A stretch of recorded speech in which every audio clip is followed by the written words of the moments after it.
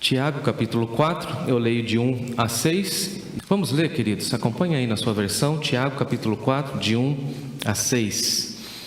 De onde procedem guerras e contendas que há entre vós?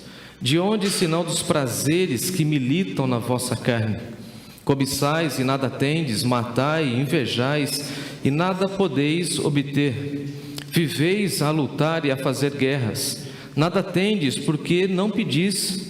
Pedis e não recebeis, porque pedis mal, para esbanjardes em vossos prazeres. Infiéis, em outras versões, adúlteros, não compreendeis que a amizade do mundo é inimiga de Deus? Aquele, pois, que quiser ser amigo do mundo, constitui-se inimigo de Deus. Ou supondes que em vão afirma a Escritura, é com ciúme que por nós anseia o Espírito, que Ele faz habitar em nós? Antes, Ele dá maior graça, pelo que diz: Deus resiste aos soberbos, mas dá graça aos humildes. Vamos orar? Senhor nosso Deus e nosso Pai, a nossa oração é que o Senhor fale mais uma vez em nossos corações. Fale com teu povo também, ó Deus, que está atento a ouvir a tua voz do outro lado da tela, e nós nem sabemos aonde o Senhor tem levado a nossa voz.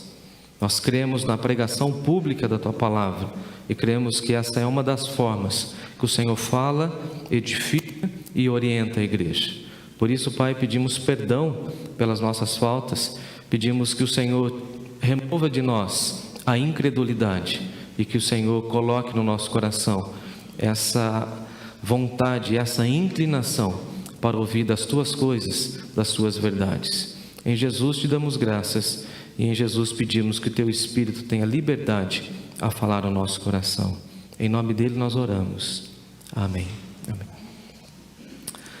Meu tema hoje é uma pergunta: amizade do mundo ou amizade de Deus? O que nós queremos, o que nós preferimos? É muito interessante como Tiago abre o capítulo 4 falando de guerras e contendas. E nós sabemos bem como é difícil o contexto de guerra e um contexto de profundo conflito.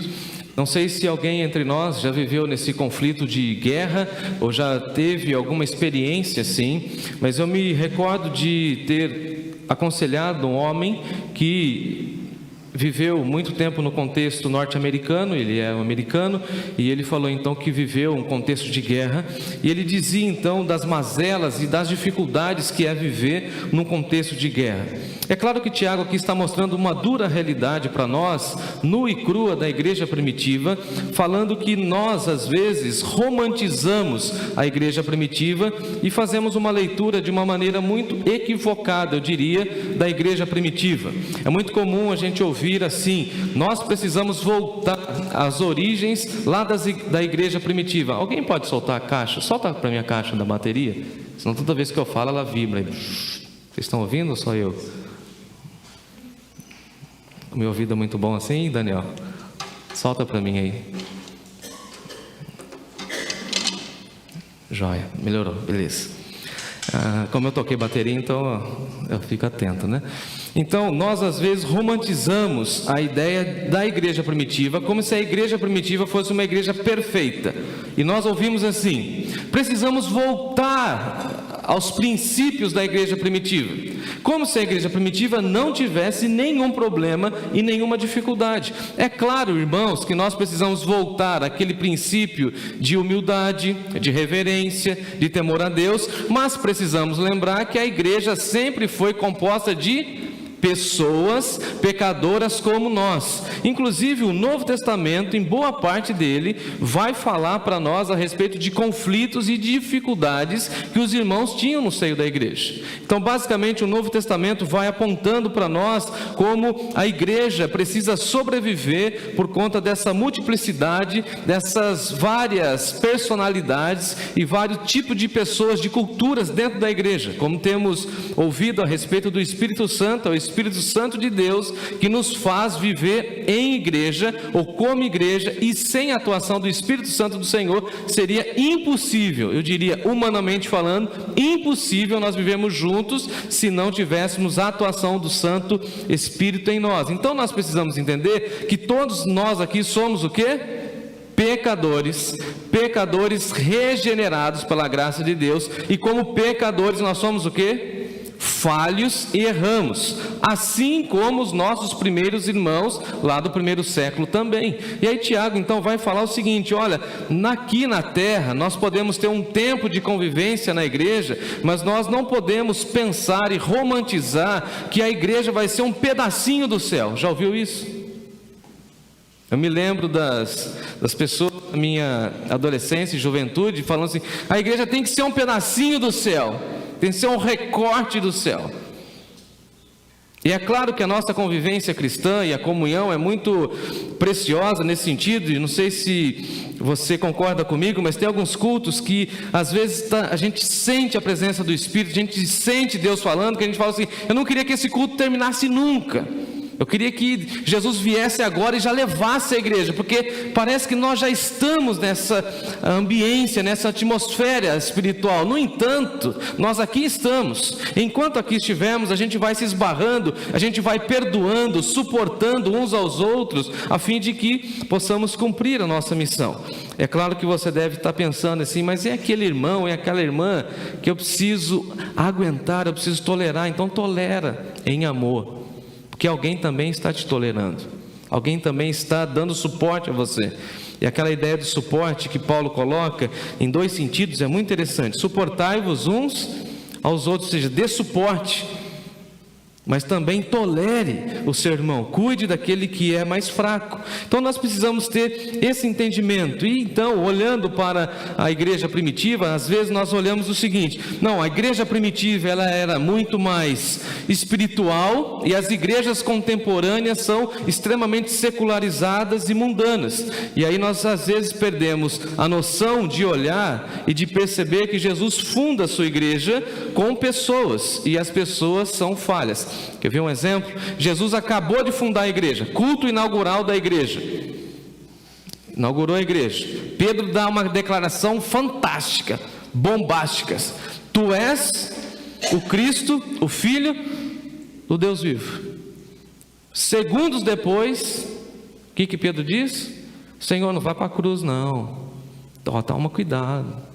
É o que Jesus fala para ele: para trás de mim, Satanás. O que você está falando aí, Pedro, não procede da boca de Deus. Ou seja, a igreja é formada por pessoas. Agora, Tiago vai apresentar para nós aqui uma realidade e mostrar para nós que, infelizmente, nós militamos em guerras, em conflitos que são praticamente desse mundo. Então eu dividi esse texto em 3 pontos para compartilhar com os irmãos de uma maneira bem didática, para que nós saiamos dessa manhã com esse texto fixado em nosso coração. Em primeiro lugar, a amizade com o mundo nos leva para guerras e contendas. A amizade com o mundo nos leva para guerras e contendas. Por que nós brigamos? Por que nós temos conflitos? Por que nós vivemos em guerras? Porque nós ainda temos o nosso coração inclinado pelos prazeres desse mundo. Se nós tivéssemos a nossa vida totalmente dedicada a Deus e conduzida pelo Santo Espírito, nós não teríamos conflitos e nós não viveríamos em guerras, nós não teríamos animosidade. Veja que Tiago está falando de guerras, mas não de guerras no mundo, mas sim em conflitos eclesiásticos. É muito interessante. Às vezes as pessoas querem romantizar esse texto e querem tirar esse texto dentro do seu contexto e querem dizer o seguinte: olha, as guerras do mundo acontecem por conta dos prazeres da carne. E é claro que as guerras do mundo também acontecem por conta disso, mas veja que Tiago não está escrevendo essa carta à ONU. Ele está escrevendo aos irmãos. Dá uma olhada comigo, verso 1. De onde procedem guerras e contendas que há entre as nações? Que há entre vós. É claro que Tiago aqui está dizendo que essa guerra, por exemplo, da Ucrânia com a Rússia, simplesmente está acontecendo por conta de prazeres humanos e de que homens querem ter o domínio e o poder. E as próximas guerras, infelizmente, que irão acontecer, e o mundo está como se fosse um campo minado, a qualquer momento vai eclodir mais guerras, tudo isso vai acontecer por conta dos prazeres que militam na vossa carne. O homem querendo ter o controle, o homem querendo mostrar o seu poder, o homem querendo mostrar a sua vaidade, mas Tiago está mostrando que isso estava acontecendo dentro do seio da igreja. Essa amizade com o mundo faz com que os irmãos vivam em guerras e em contendas. E aí Tiago vai mostrar para nós a ideia e a concepção de que nós precisamos combater isso que está dentro do nosso coração, ou essa concepção, esse conceito que está alojado dentro dos nossos corações, e nós precisamos caminhar segundo Cristo. Se olharmos as guerras e os conflitos mundiais a partir da leitura desse texto, entenderemos que tudo isso está acontecendo por conta dos prazeres que militam na carne dos poderosos das nações. As nações enfurecidas por conta dos seus líderes, a vaidade, o orgulho, a busca por riqueza vai cegando os líderes, e eles entram em conflitos para mostrar que têm poder, para mostrar que querem aumentar os seus impérios, para mostrar que tem força e influência na sociedade. E aí a pergunta de Tiago é o seguinte: isso também não acontece no seio familiar? Você conhece famílias que vivem em guerras e contendas o tempo inteiro? Você conhece igrejas que infelizmente são marcadas por conflitos, por guerras, por problemas de ordem de relacionamento? Então o Tiago vai usar essa expressão guerra, que é a expressão no grego da ideia de polêmica. Eu achei fantástico isso. A raiz dessa expressão vai ser usada para a expressão polêmica, que significa uma discussão, uma controvérsia. Então o que Tiago está dizendo é o seguinte: toda guerra começa com uma polêmica. E aí você pode perceber que sempre na nossa sociedade, ou nesse contexto que nós vivemos, as pessoas gostam do quê? Polêmica. Você põe uma foto sua no Facebook, ou da sua família, dá uma quantidade de likes, pouca interação. Agora pega um tema bombástico, do tema, do momento, e posta, põe um negócio polêmico. Você vai ver que vai vir 200 mil pessoas comentar sobre aquilo, porque a nossa sociedade gosta de polêmica, e nas polêmicas é que vai surgindo as guerras e os conflitos. Então Tiago está usando essa expressão: as guerras e os conflitos no seio da igreja começam por polêmicas. E quantas vezes nós não focamos naquilo que é central à nossa fé e ficamos olhando questões doutrinárias pequenas ou periféricas, e não concentramos naquilo que é o centro, que é o cerne da nossa fé. Tiago está dizendo o seguinte: se você gosta de polêmica, você está fora do plano de Deus. Você conhece gente polêmica? Sim ou não? Eu tinha uma bronca de um sujeito na nossa igreja quando eu era criança. Se a igreja ia votar num negócio aqui, 99% ia votar aqui. Aquele camarada a gente já sabia. Sem toda a ata tinha um voto contra. Era do sujeito. E eu sempre fui meio crica. Um dia eu falei: vou conversar com esse cara. Por que o irmão vota contra? Porque eu voto contra. Porque o irmão gosta de polêmica. O irmão gosta de chamar atenção. Mas você é um menino, quem é você para falar? Então, lá na frente a gente vai ver esse comportamento, se ele é saudável. E não foi saudável, porque era uma polêmica em volta da polêmica, sem nenhum fundamento. Eu gosto somente de causar mesmo. É o que está na moda. É o que Tiago está colocando. Na nossa igreja não tem, mas lá nessa igreja que ele escreve tinha. Gente que gostava de polêmica, gente que gostava de conflitos, de brigas, de discussões intermináveis. Eu aprendi a entrar numa reunião com um tempo de saída. O pastor Isaltino me ensinou isso lá no seminário. Ô Jefferson, você nunca entra numa reunião em que a pauta é livre ou que não há tempo de término. Já viu isso?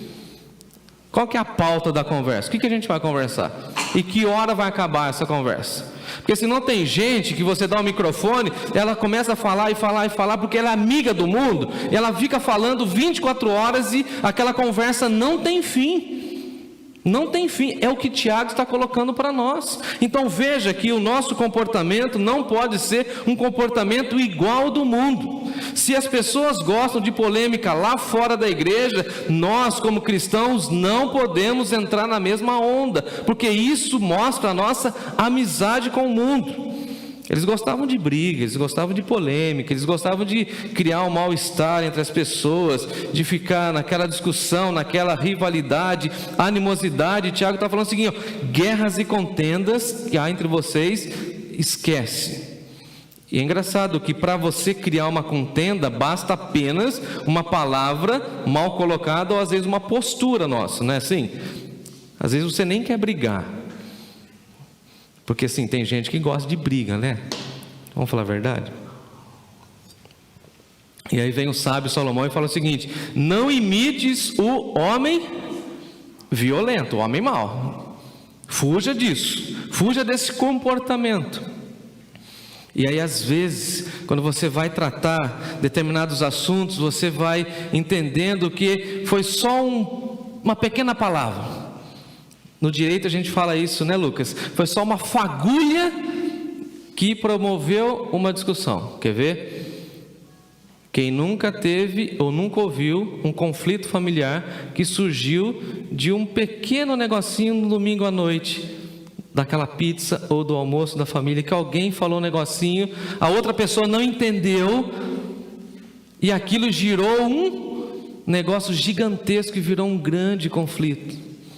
Contenda, discussões. E Tiago vai dizer para nós que essas guerras e esses conflitos, essas contendas, vêm do nosso coração. Dá uma olhadinha no versículo 1. De onde vem, senão dos prazeres que militam na nossa carne? E aqui ele está falando o seguinte: essa expressão prazeres é interessante no grego porque ela significa edonon. E edonon é da onde vai surgir hedonismo. É que nós gostamos de que o nosso prazer esteja acima de todos os outros. Ou seja, em outras palavras, é o nosso egoísmo. E o hedonismo é a glorificação dos sentidos do ser humano que é idólatra de si mesmo. Ou seja, eu quero ganhar o tempo inteiro, eu quero vencer todas as discussões, eu quero ter prazer na vida. E ao ter prazer na vida, eu estou imitando o mundo e estou ferindo as pessoas. Então Tiago está dizendo o seguinte: da onde vem as guerras, os conflitos que surgem entre nós? Vem do nosso hedonismo, da nossa busca pelo prazer. Quer ver? Você acha que aqueles 2 líderes mundiais que estão brigando lá do outro lado do mundo, eles estão sentados lá nas suas cadeiras assim, falando assim: deixa a guerra rolar lá? Ou eles estão tendo muito prazer nos relatórios militares, dizendo quantas baixas teve do outro lado?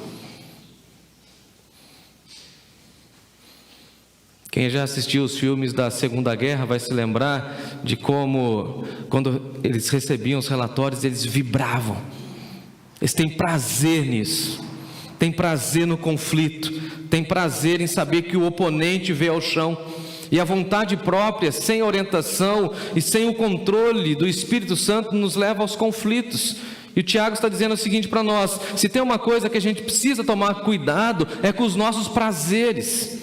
E agora está na moda, né, deixar os nossos prazeres sem freio. A nossa sociedade fala isso. Se você quer ser feliz, viva sem freio, sem nenhum impedimento. Deixe o seu coração livre. Faça o que você quiser, do jeito que você quiser. Use o seu corpo do jeito que você quiser.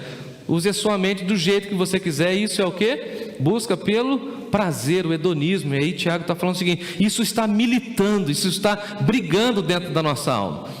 Eu gosto muito de Paulo quando ele fala assim: miserável homem que sou, o bem que eu quero fazer, esse eu não consigo, mas o mal que está dentro de mim fica o quê? Segundo Tiago aqui, militando, brigando. E o que nós precisamos fazer? Brigar com a gente mesmo. Briguei com o Timóteo outro dia, deu uma dura nele. Daqui a pouco ele começou a chorar e começou a resmungar. Falei, o que está acontecendo aí? Está falando com quem? Comigo mesmo. Falei, reunião? Eu e eu mesmo. O que você está falando? Estou bravo porque eu desobedeci de novo na mesma coisa que o senhor já falou que não podia desobedecer. Eu falei, é isso mesmo. Tiago está falando isso. Brigue com você mesmo. Pare de ser hedonista. Pare de querer que o seu propósito venha à tona e que você vença todas as batalhas. Isso não leva ninguém a lugar nenhum. Isso não é espiritual. Isso mostra que nós somos amigos do mundo. A força dos prazeres que opera em nossas vidas vai criando em nós um clima de beligerância, de conflitos, de provocação. E infelizmente muitos relacionamentos, muitas famílias e, pasmem, muitas igrejas padecem por conta dessa vaidade humana. Advogados, juízes, tribunais, pastores e exércitos são levantados para procurar resolver problemas de ordem de relacionamento. Porque isso tudo é amizade com o mundo. Em segundo lugar, a amizade com o mundo nos leva à oração de uma forma equivocada. Dá uma olhadinha no versículo 2. Cobiçais e nada tendes. Nada tendes porque não pedis. E é claro que Tiago aqui não está censurando o nosso desejo de ter uma vida melhor ou de ter ambição de galgar novas posições sociais, econômicas e até mesmo espirituais. A expressão de Tiago aqui para a cobiça tem uma conotação negativa, mas mostrando para nós aqui o pecado do hedonismo. Ele não está falando o seguinte: olha, você não pode cobiçar ou buscar uma vida melhor. Podemos desejar uma vida melhor? Está tudo tranquilo. Agora o que ele está falando é o seguinte: essa amizade com o mundo nos leva a fazer pedidos que nada tem a ver com a vontade de Deus.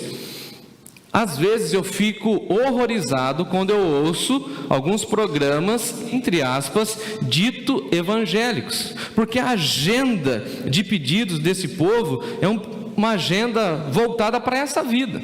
A cobiça deles, o desejo deles não é para o reino de Deus, para o avanço das famílias, não, simplesmente são questões extremamente materiais. Já viu os testemunhos?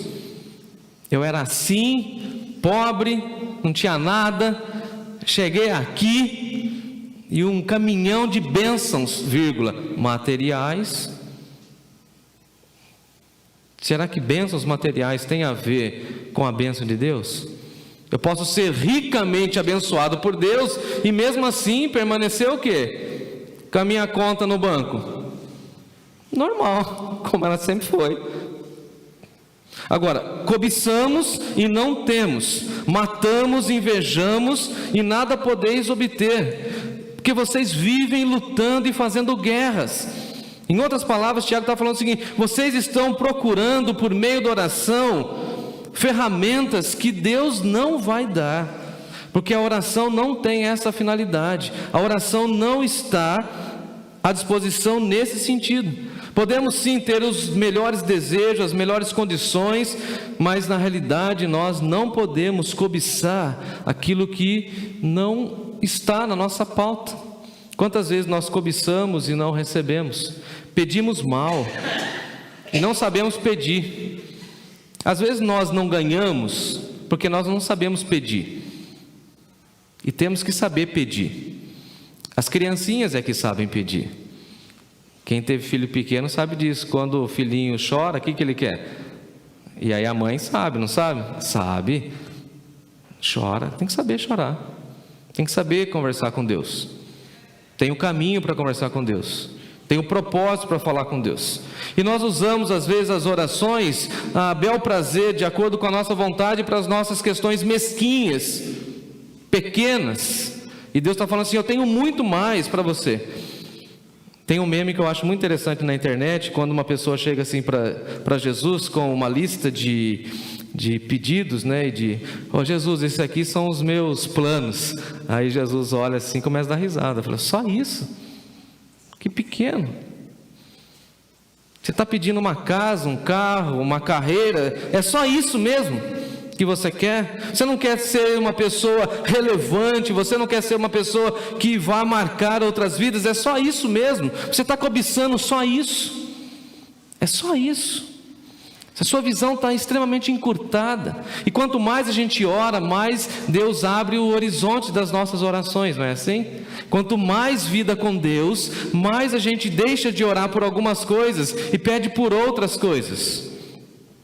Conforme a gente vai caminhando com Deus, a gente vai vendo que muitas vezes nós pedimos algumas coisas e pedimos algumas posições, porque na realidade o que estava em voga naquele momento era um desejo pessoal, egocêntrico. É interessante que ele coloca assim, matar e invejar, e vocês nada obtêm. Vocês não têm, porque vocês não pedem. E quando vocês pedem, versículo 3, vocês pedem e pedem mal.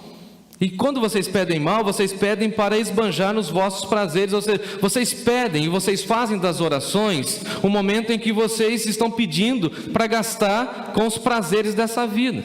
Quer ver? A gente pede saúde a Deus. Já pedimos saúde a Deus? Quando Deus concede para nós, nós vamos esbanjar na onde?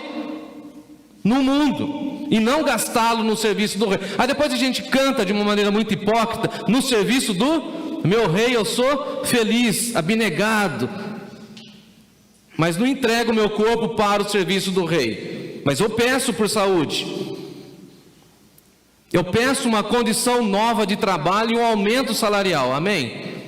Tá certo? Tá certo. Aí quando Deus dá um aumento, quando Deus dá promoção no trabalho, você continua dando dízimo do valor anterior. Tá certo? Vocês pedem para esbanjar nos seus deleites. Eu queria um dia num culto de oração, alguém falar assim: pastor, eu estou pedindo uma promoção de trabalho, quero um emprego novo, quero ganhar 3 vezes mais. Eu falei: é mesmo? Por quê? Aí alguém levantaria e falaria assim: que eu quero investir em missões. Eu não quero gastar comigo. O que o Tiago está colocando aqui é o seguinte: essa expressão esbanjar é quando a gente joga fora recursos. E essa expressão foi usada para o filho pródigo, que pegou a herança do pai. O que ele fez? Gastou com os prazeres dessa vida. Então a amizade com o mundo nos leva à oração de uma maneira muito equivocada. Mas também, em terceiro lugar, a amizade com o mundo nos leva à infidelidade a Deus. Dá uma olhadinha no versículo 4, quando ele começa falando o seguinte: infiéis. Outras versões diz adúlteros. E adultério para Deus é quando nós amamos o mundo em detrimento de amar a Ele. Então a gente fala assim: não, eu nunca adulterei. Mas quando você fica flertando com as coisas desse mundo, você precisa entender que você está sendo infiel com aquele que é fiel com a sua vida. As pessoas que cercam a sua vida são infiéis, mas Deus é sempre fiel. E quando a gente fica flertando com o mundo, querendo as coisas do mundo, nós estamos amando mais o mundo do que amando a Deus. E essa amizade com o mundo nos leva à infidelidade com Deus. E Tiago aqui vai mostrar essa expressão e vai mostrar para nós que mundo aqui não significa pessoas. Mundo aqui Tiago está usando naquele contexto em que ele está falando dos valores pervertidos, dos valores corrompidos dessa vida. Precisamos lembrar inclusive que Deus amou o mundo de tal maneira que deu o seu Filho unigênito. Deus amou o mundo, Deus amou as pessoas. Mas essa expressão mundo aqui para Tiago é o seguinte: vocês estão amando os conceitos, as ideologias dessa vida. E Tiago mostra a incompatibilidade de amar a Deus ao mesmo tempo que a gente ama o mundo. E aí nós precisamos tomar uma posição. O apóstolo João já disse isso para nós: o mundo jaz no maligno, e nós não podemos amar o mundo, não podemos amar princípios, valores e ideologias que se opõem à vontade de Deus. E é muito interessante viver nesse tempo histórico onde as pessoas amam os valores dessa vida que são contrários aos valores do reino de Deus. É interessante, amados irmãos, que a fé cristã exige exclusividade. No passado, algumas pessoas diziam assim para mim, com razão inclusive: ô Jefferson, não pode ficar com o pé nas duas canoas. Já ouviu essa expressão?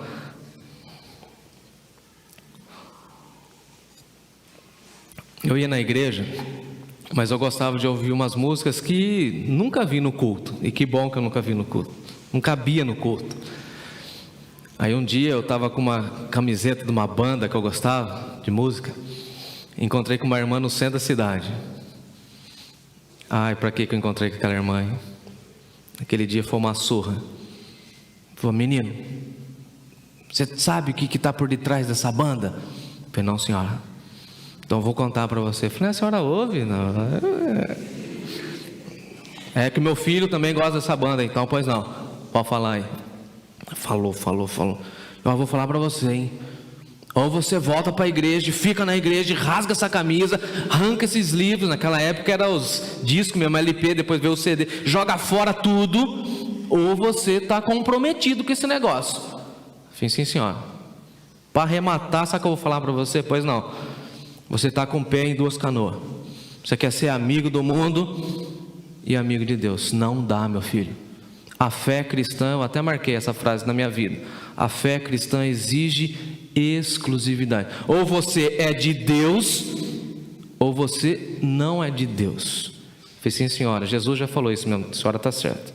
Ninguém pode servir a dois senhores. Ou nós somos de Deus e amamos a Deus, ou a gente ama o mundo. E aí precisamos tomar uma escolha.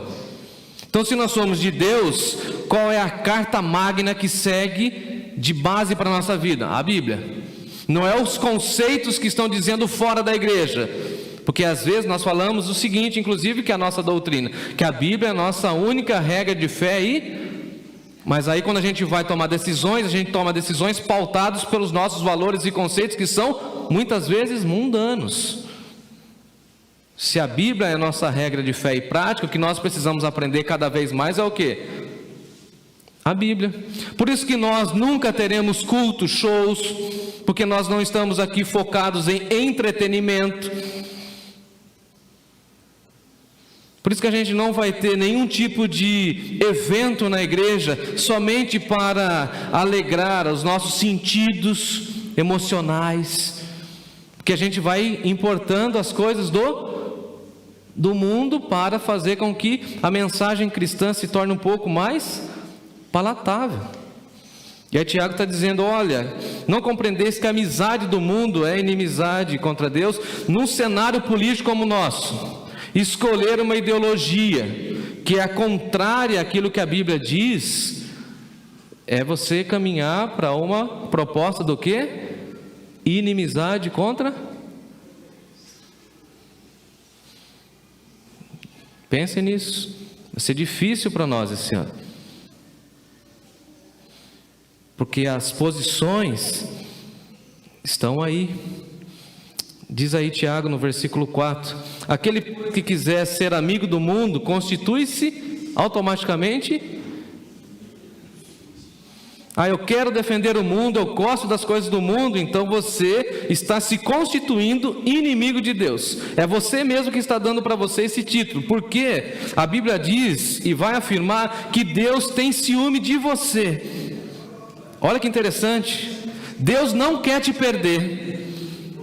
Ele tem ciúmes, Ele não quer que você abandone Ele e o reino dEle e vá para outro lugar. Eu gostei muito de uma frase do filósofo Soren Kierkegaard, quando ele diz assim: no dia em que o cristianismo e o mundo se tornarem amigos, o cristianismo deixará de existir. No dia que a igreja for completamente amiga do mundo, nós perdemos a nossa relevância como igreja e deixaremos de ser sal e luz desta terra. A igreja, o reino, os cristãos, eu diria os evangélicos, precisam ser radicalmente diferentes do mundo. Conceitos, valores, tudo. A nossa vida toca de uma outra maneira. E a gente não segue o fluxo. Está na moda, né? Segue o fluxo. Você está perdido aí em algum lugar, faz uma pergunta: preciso ir em tal lugar ali. Não, segue o fluxo. Segue desse jeito que está todo mundo seguindo. O mundo está indo assim. Aí você vai com o seu filho assistir um filme, por exemplo, que foi o meu caso. Até conversei com Elisângela, depois conversei com Kátia também sobre isso, o Rafael. A gente leva o nosso filho num cinema para assistir um filme infantil. como que chama lá? Classificação livre. Aí você fala assim, poxa, infantil, né? Os conceitos, não posso falar porque a turma está atrás de mim, os conceitos já estão lá impressos. Aí meu menino fica atento, né? Fala assim, papai, mas aquilo ali é família? Meu filho, isso daí é o que o mundo está dizendo que é família. Sabe onde você encontra família de verdade, meu filho? Lá na igreja. Vai na igreja, olhe para a igreja. A gente vai pensando que é só um filme infantil, e não é só um filme infantil. Eles estão passando os conceitos do mundo, e esses conceitos do mundo são contrários à vontade de Deus.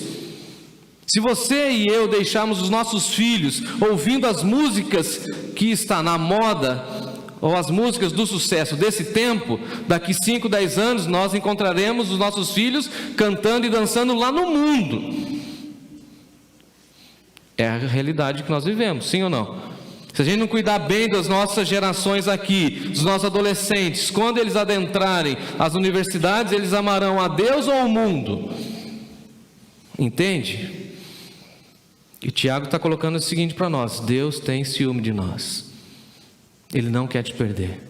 Vale lembrar que nós somos a menina dos olhos de Deus. Ele não quer te perder. E por isso eu e você precisamos ter humildade, que está aí no versículo 6.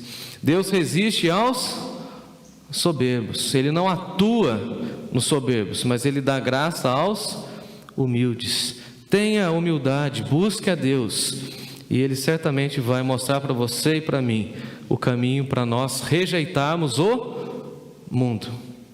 Não somos daqui, estamos aqui de passagem, e enquanto estivermos aqui, a oração de Jesus é o seguinte: Pai, que eles não se corrompam, que eles não venham a cair enquanto eles estão no mundo. Pai, os livre do mal.